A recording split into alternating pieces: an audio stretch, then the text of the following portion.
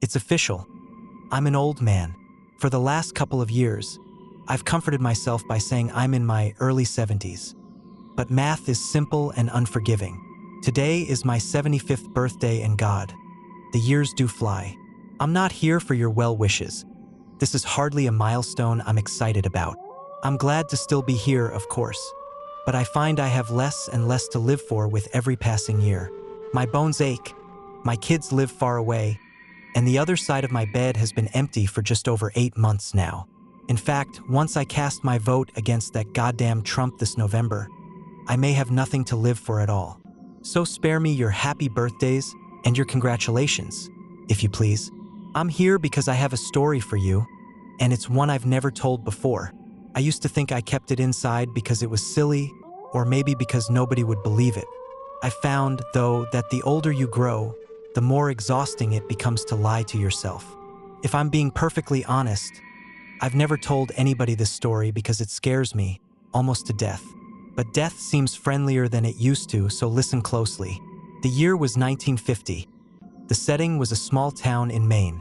I was a boy of 9, rather small for my age, with only one friend in the world to speak of, and his family, seemingly on a whim, decided to move 2,000 miles away. It was shaping up to be the worst summer of my life. My pop wasn't around and my mom was a chore whore.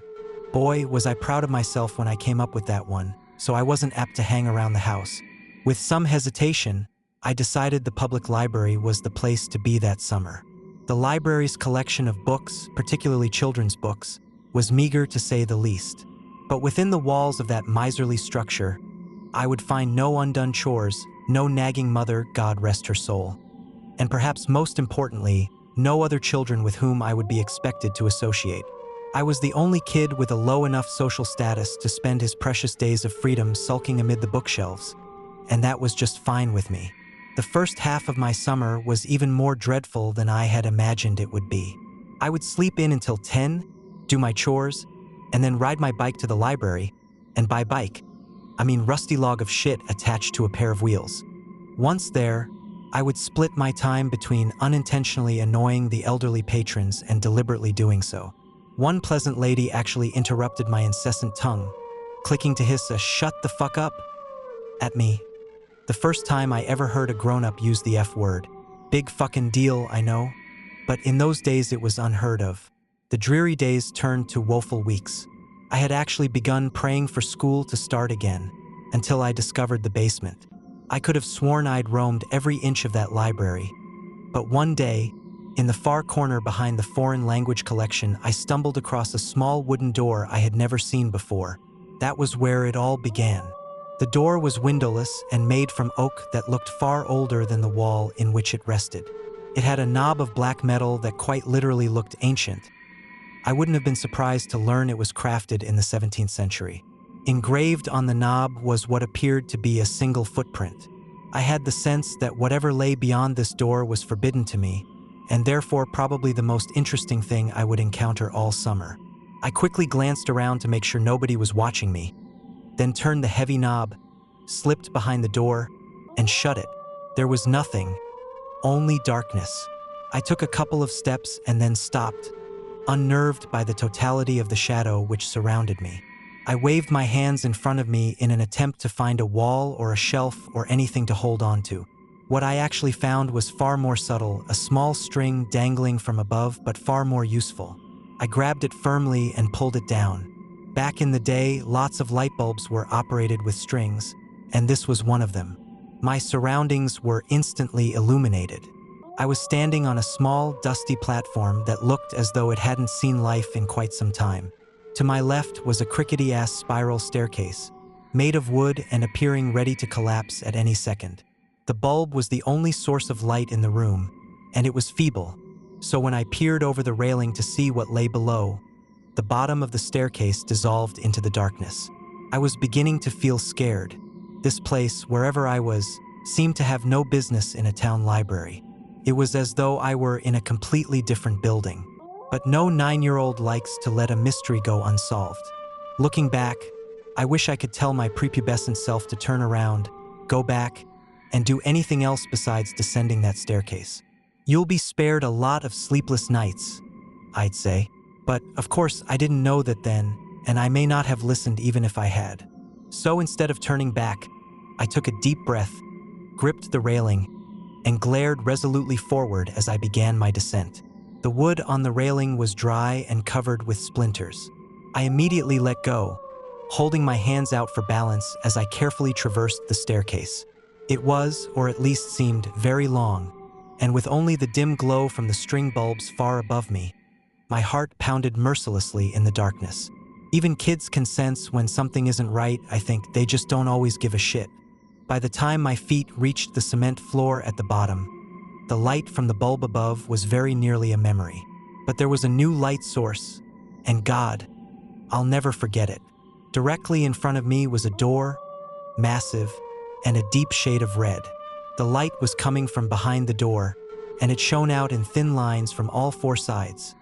A sinister, dimly glowing rectangle.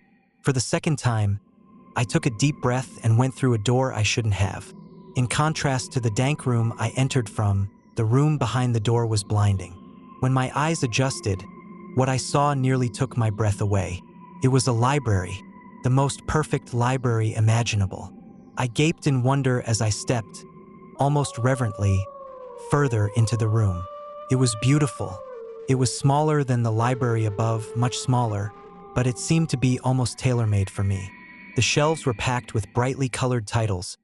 Both armchairs in the middle of the room were exquisitely comfortable, and the smell, my God, the smell, was simply unbelievable, sort of a mixture of citrus and pine. I simply can't do it justice with words, so I'll suffice it to say that I've never smelled anything better. Not in my 75 years. What was this room? Why had I never heard of it before? Why was nobody else here? Those were the questions I should have been asking. But I was intoxicated. As I gazed around at all the books and basked in the smell of paradise, I could only form one thought: I will never be bored again. In truth, boredom only hid from me for 3 years. It was on my 12th birthday, 63 years ago to this day, that everything changed. Before that day, I visited my basement sanctuary as often as I could, usually several times a week. I never saw another soul down there, yet strangely remained free of suspicion. I never removed a book from that room, but instead would pick up a particular volume wherever I had stopped reading during my previous visit. I sat, always in the same deep purple armchair, and always leaving its twin baron and directly across from myself. That armchair was mine, the other was, well, I suppose I couldn't have articulated it then much better than I can now. But it wasn't mine, that's for damn sure. On my 12th birthday, I arrived later than usual. My mom had invited a couple of classmates and some cousins over to our house to celebrate, a gesture which I found more tedious than touching. Really, I just wanted to spend my birthday sitting and reading and smelling paradise. Eventually, our guests went home, and I made it to the library about 15 minutes before closing time. That didn't matter. The workers never checked down there before they locked up. I was free to stay as late as I wished. This particular night, I was devouring the final chapters of an epic adventure. Knights, swords, dragons, and the like. I didn't smell it until I read the final words and closed the book. The once exquisite aroma of that room had turned sour. I sat for a moment, unsettled. Objectively, I could recognize that the smell was actually the same as it had been before, that mixture of citrus and pine. I just perceived it differently, and I didn't like it anymore. It was the nasal version of an optical illusion. You know, the one that looks like a young woman glancing backward, but all of a sudden you see that it's really an old woman facing toward you. You can't unsee that, and I couldn't unsmell this. The spell was broken. The odor also seemed, for the first time, to be coming from somewhere specific. With a fair amount of trepidation, I stalked around the room, sniffing the air like a crazed canine until I came to a shelf near the back. The shelf was perfectly normal, with the exception of one title, a large, leather-bound cover of solid faded maroon, with one striking black footprint at the top of the spine. This was the source of the smell. I opened the front cover and saw one sentence scrawled neatly in blood-red ink atop the first page. "Rest your sorrows down, friend, and leave them where they lie." I stared at this sentence, mesmerized, as I began to retreat to my chair. I turned a page, blank, The smell became stronger. Another page, blank, and the smell grew stronger still. I stopped for a moment, suppressed a gag, and continued walking. Then, as I neared the armchairs, I turned one final page, and there, in the same sinister print, was the last thing I expected to see. My own name. I dropped the book. I began to sprint toward the door, but as I shifted my gaze forward, my heart leaped to my throat and I stopped in my tracks. The empty chair wasn't empty anymore. An aged man in a suit sat before me, one leg crossed over the other, contemplating me with piercing gray eyes and a light smirk. This was all too much. I fell to my knees and expelled the contents of my stomach onto the carpet. I wiped my mouth, staring at my vomit, when I heard the man let out a chuckle. I stared at him disbelievingly. "Who are you?" I asked, panic in my voice. The man leaped to his feet, grabbed me gently by the shoulders, and helped me to my chair. He sat once again on his own. "I fear we got off to a bad start," he said, glancing at the pile of sick on the carpet. "The smell. It does take some getting used to." "Who are you?" I repeated. "Tonight, you will know hardship like you've never before known," he said. "I come as a friend, offering you refuge from it, and from all other storms which lie ahead." I wanted nothing more than to leave at that moment, but I remained seated. I asked him what he was talking about. "Your mother is dead, my boy, by her own hand in her kitchen. The scene is gruesome, I must admit," he said in sorrowful tones, but was there a playful glint in his eye? "Surely you wish to avoid this path. I can show you a safer one."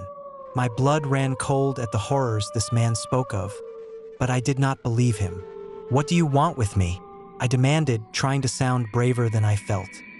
He laughed, an old, raspy yelp that seemed to shake him to his bones. "Nothing but your friendship, dear boy," he said. Then, sensing I found his answer inadequate, he expounded.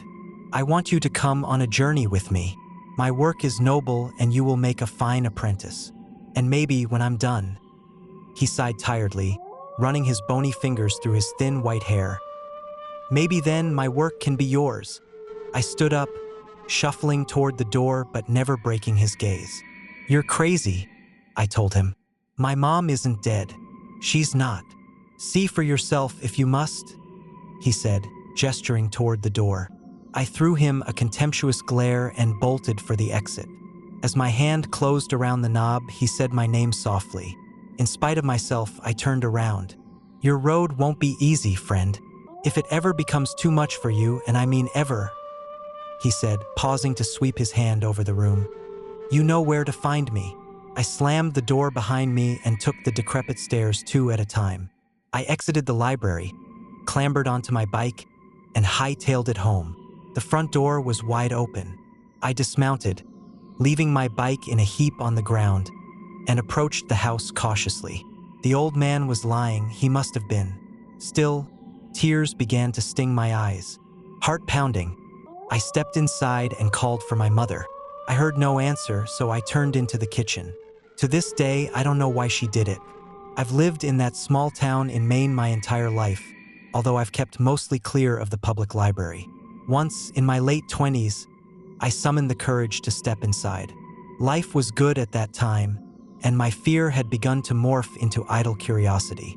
Where the door to my basement sanctuary once stood was only a blank wall. I asked the librarian what had become of that basement, though in my heart I knew the answer. "There was no basement," she said. There had never been a basement. In fact, if she had her facts correctly, city zoning ordinances prohibited a basement in the area. I've been haunted by that sickly sweet smell, that poisonous blend of citrus and pine, ever since that long ago birthday. When I saw my mother in the kitchen that day, collapsed in a pool of her own blood, I smelled it. When a man claiming to be my father knocked on my college apartment door, begged me for money, and beat me to within an inch of my life when I refused, I smelled it. When my wife miscarried our second child, I smelled it, and again when she miscarried our fourth. When our oldest son got behind the wheel of the family Buick completely shit-faced and got his girlfriend killed, I smelled it. I began to smell it periodically as my wife became sick. She died late last year, and now I'm alone for the first time in more than half a century. Now I smell it every day, and it feels like an invitation. A few months ago, I went back to the library and the small oak door with the ancient handle was there, right where it used to be. My evening walk has brought me past that library every day since, but I haven't gone inside. Maybe tonight I will. I'm frightened to die, yes, but lately, I'm even more frightened to keep living. The old man was right. My road hasn't been easy, and I doubt it will get any easier. Rest your sorrows down, friend, and leave them where they lie. He promised relief. A refuge, he said. Was he right about that too? There's only one way to find out. After all, I still know where to find him.